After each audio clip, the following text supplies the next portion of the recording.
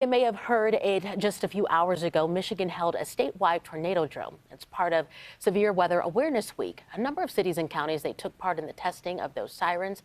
Our Jack Springate talked to Oakland County officials to learn why testing now helps keep people safe in the future. Well, even though many of us can get severe weather alerts straight from our phones, Oakland County's goal is to make sure everyone gets the message one way or another. They say these sirens make sure that's possible. People may be outdoors at a campground that may not have coverage.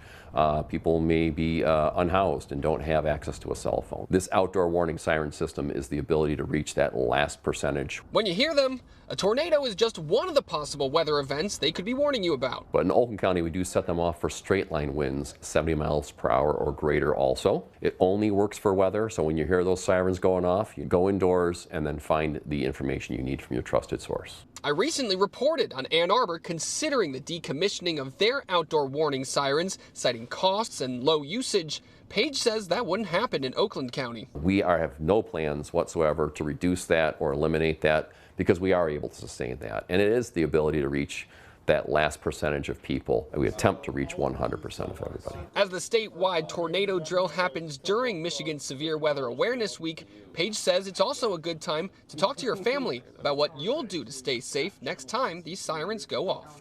You can also play a role in keeping your community in the know on severe weather by attending any of the weekly Skywarn Storm Spotter trainings and by joining their program. There's one happening at the Hawk Community Center in Farmington Hills this Wednesday night, but you can head to our website for a full list of future trainings. Reporting in Pontiac, I'm Jack Springate, CBS News, Detroit.